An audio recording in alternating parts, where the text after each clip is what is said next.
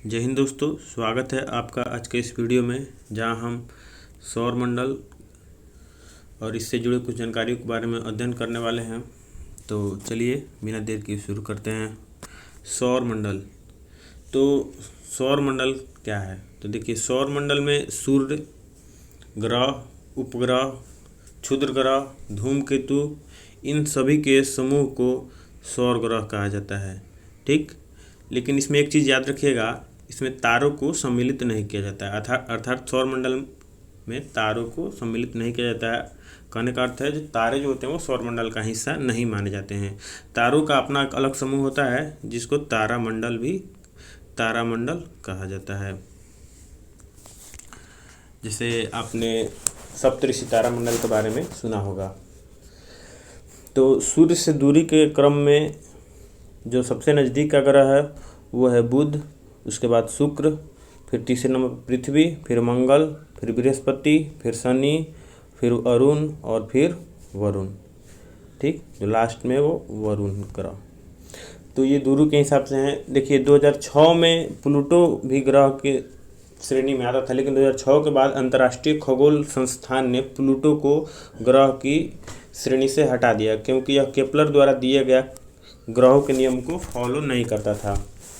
तो इसको हटाने के बाद अब टोटल ग्रहों की संख्या 8 है, जिसमें बुध, शुक्र, पृथ्वी, मंगल, बृहस्पति, शनि, अरुण और वरुण है। अगर आपसे क्रम पूछा जाए तो सूर्य से सबसे नज़दीक का जो ग्रह है वो है बुध, दूसरे नंबर पर शुक्र, पृथ्वी, मंगल, बृहस्पति। इनको याद रखिएगा, आप इनको 2 से 3 बार पढ़ लीजिएगा, ये आपको सीक्वेंस वाइज याद हो जाएंगी। तो ये फिगर को आप कुछ ध्यान से देखिएगा, क्योंकि ये फिगर्स ही हम आगे अध्ययन करने वाले हैं। तो चलिए अब आगे बढ़ते हैं। मैंने इसी फिगर, ऊपर वाले फिगर को यहाँ पे नीचे दर्शाने का कोशिश किया है। अब ये सौर मंडल में पढ़ते हैं। सौर मंडल में जो सबसे पहले हम सूर्य के बारे में अध्ययन करने वाले हैं, फिर हम बारी बारी से इन ग्रहों के बारे में भी अध्ययन करेंगे। सूर्य सौर मंडल का केंद्र बिंदु माना जाता है, अर्थात इसको मुख्य माना जाता है सौर मंडल में। और जो ग्रह हैं, उपग्रह है, इन सभी को ऊर्जा भी सूर्य से ही मिलती है। सूर्य केंद्र बिंदु होता है सौर मंडल का। सूर्य एक तारा है जिसमें नाभिकीय संलयन होता रहता है। नाभिकीय संलयन के जरिए यह ऊर्जा विसरित करता है, और यही नाभिकीय संलयन के जरिए जो ऊर्जा विसरित होती है वो अन्य ग्रहों पर भी जाती रहती है। सूर्य की संरचना की बात की जाए तो सूर्य में हाइड्रोजन की मात्रा 71%, हीलियम की मात्रा 26.5% और अन्य जो गैसें हैं या फिर अन्य जो तत्व हैं वो 2.5% हैं। देखिए, सूर्य में जो होता है वो नाभिकीय संलयन होता रहता है, अर्थात हाइड्रोजन जो है, 2 हाइड्रोजन मिलकर एक हीलियम का निर्माण कर रहे हैं। हाइड्रोजन हीलियम में रूपांतरित हो रहा है, इसमें इसका संलयन हो रहा है हाइड्रोजन का हीलियम में। तो इसी दौरान जो हाइड्रोजन की मात्रा 71% है वो धीरे धीरे हीलियम में तब्दील हो रही है। जो 71% हाइड्रोजन है वो धीरे धीरे हीलियम में तब्दील होता जा रहा है। इसी आधार पर वैज्ञानिकों ने यह अनुमान लगाया है कि जो सूर्य की आयु होगी वो 5 बिलियन वर्ष होगी, अर्थात 5 बिलियन वर्ष में हाइड्रोजन की मात्रा पूर्ण रूप से हीलियम में वर्ष बदल जाएगी और सूर्य का विनाश हो जाएगा। तो वैज्ञानिकों ने इसी आधार पर सूर्य की आयु का अनुमान लगाया है। सूर्य के तापमान के बारे में आपसे पूछ लिया जाता है विभिन्न एग्जाम्स में। तो सूर्य का तापमान याद रखिएगा, जो उसका अंदर का जो तापमान है, जो इनर टेम्परेचर है, उसका कोर में जो तापमान है वो 15 मिलियन डिग्री सेल्सियस है, जबकि इसके सतह का तापमान 6000 डिग्री सेल्सियस है। इस सतह का तापमान आप विशेष तौर पे याद रखिएगा, आपसे ज़्यादातर यही पूछा जाता है सूर्य की सतह का तापमान बताइए, तो आपका आंसर होगा 6000 डिग्री सेल्सियस। और सूर्य में भी जो इसके निचले पॉइंट से सतह पे ही जो गड्ढेनुमा जो संरचना है उनका तापमान 1500 डिग्री सेल्सियस होता है। सूर्य में भी पृथ्वी की तरह 2 ध्रुव पाए जाते हैं। इन ध्रुवों को जो उत्तरी ध्रुव पृथ्वी पर और दक्षिण ध्रुव पाए जाते हैं, ठीक उसी प्रकार इसमें जो उत्तरी ध्रुव होता है सूर्य का, उसको ऑरोरा बोरियालिस, और जो दक्षिणी ध्रुव होता है उसको ऑरोरा ऑस्ट्रेलिस कहा जाता है। इसको याद रखने का एक ट्रिक याद कीजिएगा, अगर आपको वर्ल्ड मैप याद हो, विश्व का मानचित्र आपको अगर याद हो, तो इंडिया के नीचे ही ऑस्ट्रेलिया आता है। तो ठीक उसी प्रकार आप याद कर सकते हैं जो नीचे इसमें सूर्य का है वो ऑस्ट्रेलियास है। ये आपसे पूछा भी नहीं जाएगा, ये हायर लेवल का एग्जाम्स में जैसे दरोगा एसआई वगैरह में पूछा जाता है। तो चलिए अब सूर्य से अगर पृथ्वी की दूरी पूछा जाए तो सूर्य से जो सबसे नज़दीक की दूरी होती है वो 14.70 करोड़ किलोमीटर है और यह 3 जनवरी को होती है। इस घटना को उपसौर बोला जाता है। और सबसे दूर की जो दूरी होती है सूर्य और पृथ्वी के बीच की वो 15.21 करोड़ किलोमीटर होती है और इस घटना को अपसौर कहा जाता है और यह 4 जुलाई के बीच होती है। और जो औसत दूरी होता है सूर्य का, आप सूर्य और पृथ्वी का जो औसत दूरी होती है, देखिए सूर्य के चारों ओर पृथ्वी चक्कर काटती है। इस दौरान क्या होता है, वो कभी सूर्य के बहुत दूर हो जाती है और कभी कभी वो सूर्य के बहुत नज़दीक हो जाती है। तो जब दूर होगी उस समय उसकी दूरी 15.21 करोड़ किलोमीटर होगी और जब नज़दीक होगी उस दौरान उसकी दूरी 14.70 करोड़ किलोमीटर होगी। तो इसी का औसत दूरी अगर पूछ लिया जाए तो आपको औसत दूरी 14.98 करोड़ किलोमीटर होगा। इसको याद रखने का, अपसौर और उपसौर को याद कर रखने का एक और ट्रिक बताते हैं हम आपको। अपसौर जो होता है वो 4 जुलाई को होता है और इस दौरान सूर्य और पृथ्वी की दूरी सबसे अधिक होती है। और उपसौर जो होता है वो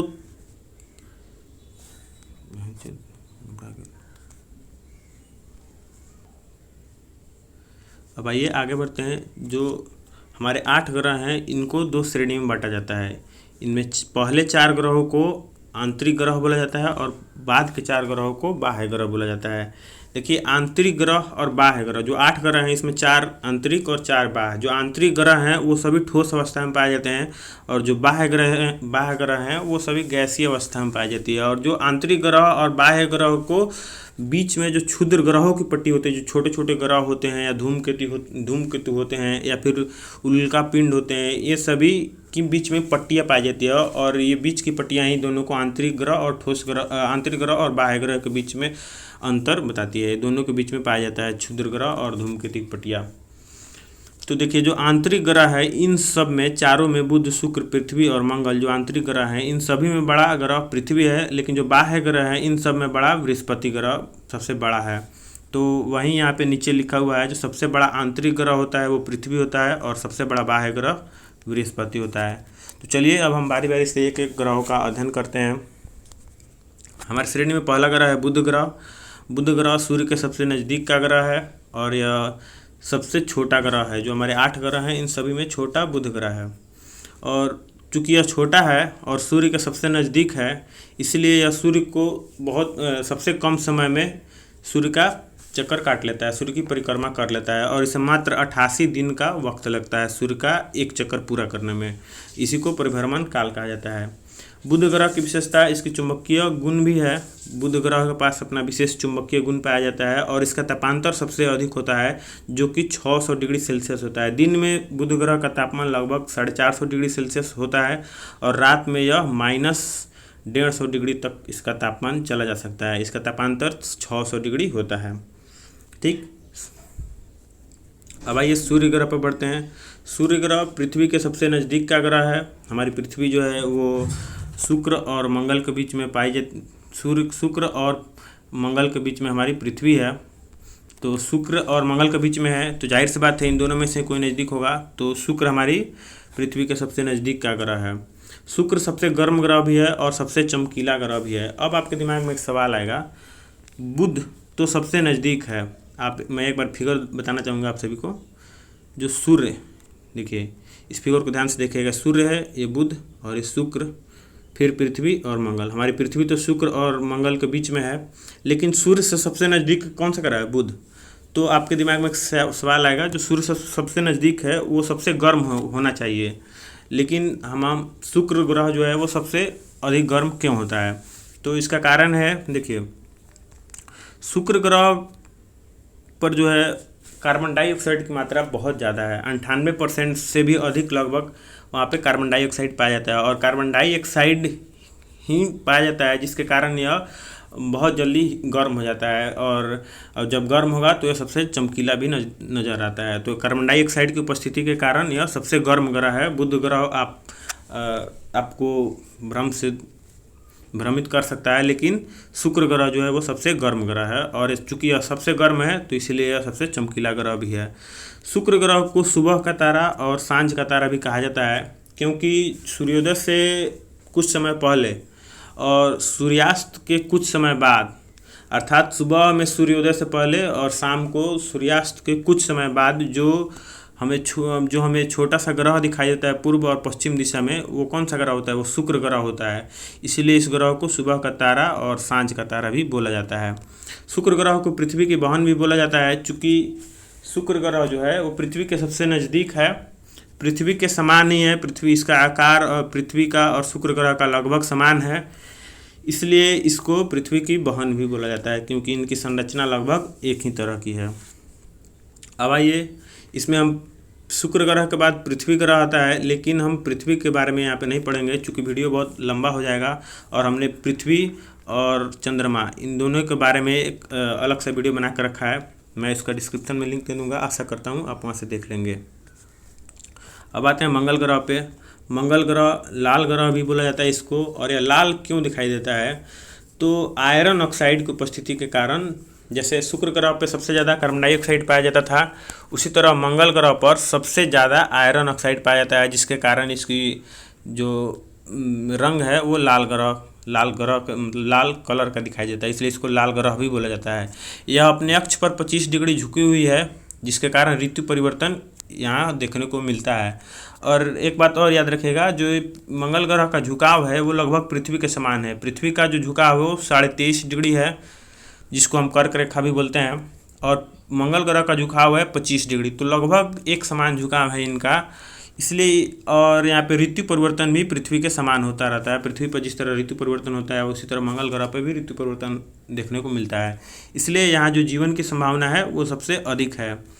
और इसी जीवन की संभावना को तलाश करने के लिए भारत में इसरो ने अपना मार्स ऑर्बिट मिशन भेजा था, इसको पता लगाने के लिए।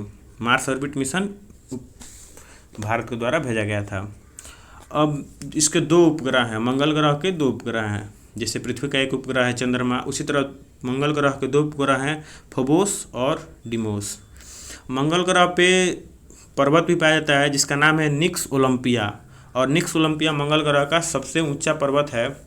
इसी पर्वत के नाम पे, निक्स ओलंपिया पर्वत के नाम पर भी आजकल आधुनिक युग का जो खेल होता है ओलंपिक, इसी के नाम से लिया गया है, जिसका अर्थ होता है सबसे ऊंचा।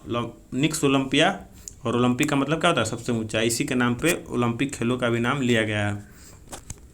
इस ग्रह पर पृथ्वी की तरह 2 ध्रुव पाए जाते हैं। इस पे मौसम भी पृथ्वी की तरह पाया जाता है, इसका झुकाव भी पृथ्वी की तरह है, इसलिए यहाँ पे जीवन की संभावना भी अधिक बढ़ जाती है। अब देखिए, उल्का पिंड और धूमकेतु ये क्या होते हैं, तो इनको पढ़ते हैं। अब देखिए, उल्का छोटे छोटे क्षुद्र ग्रह भी होते हैं, जो बहुत छोटे होते हैं ग्रह, और ये भी सौरमंडल में परिक्रमा करते रहते हैं। इस दौरान परिक्रमा करने के दौरान कभी कभी ये अन्य ग्रहों से भी टकराते रहते हैं, और जब कभी भी ये पृथ्वी की तरफ आकर्षित होते हैं, अर्थात पृथ्वी की तरफ आगे बढ़ते हैं, तो इनका क्या होता है? देखिए, पृथ्वी का जो सौरमंडल वायुमंडल जो पाया जाता है, जहाँ पर नाइट्रोजन वायुमंडल, ऑक्सीजन वगैरह सब पाए जाते हैं, गैस से पृथ्वी का, ये बहुत तेज़ी से पृथ्वी की तरफ आकर्षित होती है, और इसी दौरान जब ये पृथ्वी के वायुमंडल में प्रवेश करती है तो ये घर्षण के कारण जल उठती है, और यह पृथ्वी के सतह तक नहीं पहुंच पाती है, ये हमारी वायुमंडल में ही जलकर राख हो जाती है। लेकिन कभी कभार ऐसा भी होता है कि वायुमंडल में जलने के बाद भी इनका कुछ अवशेष पृथ्वी के कुछ हिस्सों पर पड़ जाता है, तो इनको क्या बोला जाता है? उल्का पिंड। जब पृथ्वी के सतह पर इनका कुछ हिस्सा पड़ जाएगा तो उसको उल्का पिंड बोला जाता है, अन्यथा इसको भ्रमण करता रहेगा तो इनको सिर्फ उल्का बोला जाता है। तो उल्का और उल्का पिंड में आशा करता हूँ आपको अंतर समझ आया होगा। देखिए, जो इसी को हम लोग टूटता हुआ तारा बोलते हैं। जब उल्का हमारी पृथ्वी की तरफ आकर्षित होता है तो हमें ऐसा लगता है कि यहाँ तारा टूटता है, लेकिन ऐसा नहीं होता है। जो तारा टूटता हुआ तारा दिखाई देता है वो वास्तव में उल्का होता है, जो कि पृथ्वी की तरफ आकर्षित होता है, तो टूटता हुआ तारा भी बोला जाता है। एक याद रखिएगा, हेली नामक धूमकेतु है, ये हर एक 75 सालों पर दिखाई पड़ता है। ये आखिरी बार 1986 में दिखा था और अगली बार 2061 में दिखने की संभावना है। तो हेली नामक धूमकेतु के बारे में आपसे पूछ लिया जाता है। ये 75 सालों पर दिखाई देता है और यह 2061 में दिखने की इसकी संभावना है। एक बार और इस फिगर को ध्यान से देखिएगा ताकि और भी डिटेल से इसको समझा जा सके। देखिए सूर्य के बाद बुध, शुक्र, पृथ्वी तो हमने यहाँ नहीं पढ़ा है। पृथ्वी और चंद्रमा के बारे में मैंने आपको बताया, चूँकि यहाँ पे वीडियो बहुत लंबा हो जाएगा और जब वीडियो लंबा होगा तो आपको भी बोरिंग फील होगा, इसलिए मैंने पृथ्वी और चंद्रमा इन दोनों पे अलग सा वीडियो बना कर रखा है।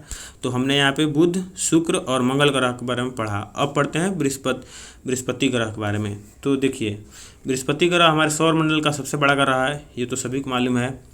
इस ग्रह पर हाइड्रोजन गैस पाया जाता है। मैंने शुरुआत में ही आपको बताया, जो हमारे 4 ग्रह हैं आंतरिक ग्रह जिसको बोला जाता है, और जो 4 ग्रह हैं उनको बाह्य ग्रह बोला जाता है। तो आंतरिक ग्रह क्या होती है? आंतरिक ग्रह ठोस होती है, शुरुआत में ही मैंने आपको बताया था अगर याद हो आपको तो। और जो बाह्य ग्रह होती है उनमें क्या पाया जाता है? अधिकांशतः गैस पाया जाता है। तो वो बृहस्पति क्या है? बाह्य ग्रह, इसलिए इसमें यहाँ पे हाइड्रोजन गैस पाया जाएगा अधिक मात्रा में, क्योंकि यह बाह्य ग्रह है और यहाँ पे गैस की मात्रा अधिक होगी। तो किस गैस की मात्रा अधिक होगी? हाइड्रोजन की मात्रा अधिक होती है यहाँ पे। इसके 16 उपग्रह हैं और गैनीमेड बृहस्पति का सबसे बड़ा उपग्रह है। ठीक, और शनि के बारे में पढ़ते हैं। शनि देखिए बृहस्पति के बाद दूसरा सबसे बड़ा ग्रह है यह, और यह पीले कलर का दिखाई देता है और सूर्य की परिक्रमा लगभग 30 वर्ष में करता है। हमारी पृथ्वी करती है 1 वर्ष में, लेकिन जो शनि है ये लगभग 30 वर्ष का समय लेता है एक चक्कर पूरा करने में सूर्य को। और शनि ग्रह की एक विशेषता है, इसके चारों ओर छोटे छोटे वलय पाए जाते हैं। अर्थात ये शनि ग्रह अगर है तो मैं आपको कुछ अलग कलर से बताता हूँ। तो ये शनि ग्रह हुआ। शनि ग्रह तो सूर्य की परिक्रमा करता है, ठीक, जो कि 30 वर्ष में करता है। लेकिन जो शनि ग्रह के वलय पाए जाते हैं वो भी शनि ग्रह की परिक्रमा करते हैं। जैसे ये और ये मान लीजिए वलय है, ये छोटे छोटे क्षुद्र ग्रह पाए जाते हैं शनि ग्रह के बीच में, और ये परिक्रमा करते हैं इनके वलय के रूप में, पाराबोलिक शेप में ये शनि ग्रह की परिक्रमा करते रहते हैं, इसकी विशेषता है। तो शनि ग्रह के चारों ओर छोटे छोटे वलय पाए जाते हैं। अगर आपसे पूछ लिया जाए किस ग्रह के चारों ओर छोटे छोटे क्षुद्र ग्रह या वलय पाए जाते हैं, तो वो शनि ग्रह के पाए जाते हैं। इसका एक विशिष्ट गुरुत्व घनत्व जो होता है, गुरुत्व वो पानी से कम होता है। अर्थात कहने का अर्थ है, अगर हम इसको शनि ग्रह को अगर पानी में रखा जाए तो यह ग्रह तैरने लगेगा। चूँकि इसका घनत्व कम है इसलिए यह पानी में तैरने लगेगा। तो इसका विशिष्ट घनत्व जो होता है वो पानी से भी कम होता है। टाइटन शनि का सबसे बड़ा उपग्रह है और शनि ग्रह की खोज गैलीलियो ने किया था। ठीक, अब आइए आते हैं हम अपने अगले ग्रह पे, जिसका अरुण अन्य ग्रहों की तुलना में विपरीत दिशा में अपने अक्ष पर घूमता है। देखिए विपरीत दिशा में सभी ग्रह जो हैं वो पश्चिम से पूर्व की ओर परिक्रमा करते हैं, लेकिन यह क्या करता है? यह पूर्व से पश्चिम की ओर परिक्रमा करता है, यह उल्टा करता है परिक्रमा। इसलिए देखिए अगर आपसे पूछा जाए हमारी पृथ्वी की परिक्रमा कैसी है, तो हमारी पृथ्वी जो होती है वो पश्चिम दिशा से पूर्व की दिशा की ओर परिक्रमा करती है। अर्थात अगर हम इसको पूर्व माने और इसको पश्चिम माने, तो हमारी पृथ्वी जो होगी वो पश्चिम से पूर्व की ओर परिक्रमा करती है, अर्थात वो पश्चिम से पूर्व की ओर परिक्रमा करती है। इसलिए हमको जो सूर्य होता है वो हमें सूर्य कैसा दिखाई देता है? पूरब से पश्चिम की ओर आते हुए दिखाई देता है।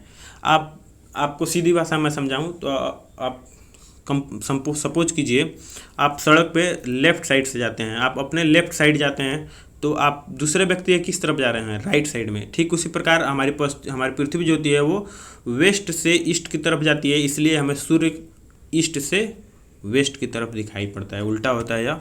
ठीक, तो बाकी सभी ग्रह जो होते हैं वो पश्चिम से पूर्व की ओर जाते हैं, लेकिन जो वरुण ग्रह होता है वो पश्चिम से पूर्व की ओर माफ़ कीजिएगा, वो पूर्व से पश्चिम की ओर उल्टा जाता है। ठीक, इसका जो परिक्रमा करता है यह सूर्य की उल्टा परिक्रमा करता है, और सूर्य की उल्टा परिक्रमा करता है। ठीक, अरुण ग्रह का रंग जो होता है वो हरा होता है, और इसे लेटा हुआ ग्रह भी बोला जाता है। और इसे लेटा हुआ ग्रह क्यों बोला जाता है? देखिए यह सूर्य से इतना अधिक दूर है कि इसको देखने पर ऐसा लगता हुआ है कोई ग्रह लेटा हुआ है, ये इतना दूर है सूर्य से कि इसको देखने से ऐसा लगता है यह लेटा हुआ है, ज़्यादा दूर है, बहुत ज़्यादा दूर है, और इसलिए लेटा हुआ प्रतीत होता है, लेटा हुआ लगता है, ऐसा प्रतीत होता है, इसलिए इसे लेटा हुआ ग्रह भी बोला जाता है। अब हमारा जो लास्ट ग्रह है वो वरुण है, और सूर्य से यह सबसे अधिक दूर है, सूर्य का यह सबसे अधिक दूर पर यह वरुण स्थित है, और सूर्य की परिक्रमा सबसे अधिक दूरी पर है, इसलिए यह सबसे ज़्यादा टाइम लेगा। और यह कितना टाइम लेता है, 165 वर्ष में सूर्य की एक चक्कर पूरा करता है। इसे भूरा ग्रह भी बोला जाता है, और सौर मंडल का सर्वाधिक ठंडा ग्रह भी है। अब देखिए ठंडा है, सूर्य से चूंकि सबसे दूर है, तो जाहिर सी बात है यहाँ पे सूर्य की ऊर्जा बहुत कम जाती होगी, और इसलिए यह सब सर्वाधिक ठंडा ग्रह इसे बोला जाता है। अब देखिए हम कुछ इंटरेस्टिंग फैक्ट्स भी पढ़ने वाले हैं जो कि इसी से रिलेटेड हैं। पृथ्वी का अगर सबसे निकट का तारा आपसे पूछा जाए तो वो सूर्य है। पृथ्वी के सबसे निकट का तारा सूर्य है, लेकिन सूर्य के बाद जो सबसे निकट का तारा है, अर्थात दूसरे जो सबसे निकट का तारा है वो प्रॉक्सिमा सेंचुरी है। सबसे निकट का तारा सूर्य है, लेकिन इसके बाद जो सबसे निकट का है वो प्रॉक्सिमा सेंचुरी है। ब्रह्मांड का सबसे अगर चमकीला तारा पूछा जाए आपको तो आपका आंसर साइरस होगा, और साइरस को दूसरा नाम डॉग स्टार भी कहा जाता है। साइरस कहिए या डॉग स्टार कहिए, ठीक। अब देखिए एक कैलेंडर वर्ष में सर्वाधिक 7 बार ग्रहण हो सकते हैं, 7 बार से अधिक ग्रहण नहीं हो सकता है।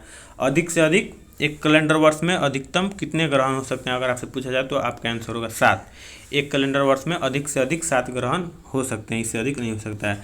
सौर मंडल की खोज कोपरनिकस ने किया था, और ग्रहों के गति का नियम मैंने यहाँ पे नहीं लिखा है, आप इसको लिखिएगा, ग्रहों के गति का नियम इसको किसने दिया था, तो वो केपलर ने दिया था। केपलर महोदय ने ग्रहों के गति को नियम दिया था। और सौरमंडल का खोज किसने किया था, तो कोपरनिकस ने खोज किया था, और ग्रहों के गति का नियम केपलर ने दिया था। तो आशा करता हूँ दोस्तों आपको यह वीडियो पसंद आया होगा। इसी के साथ मिलते हैं अगले वीडियो में। जय हिंद।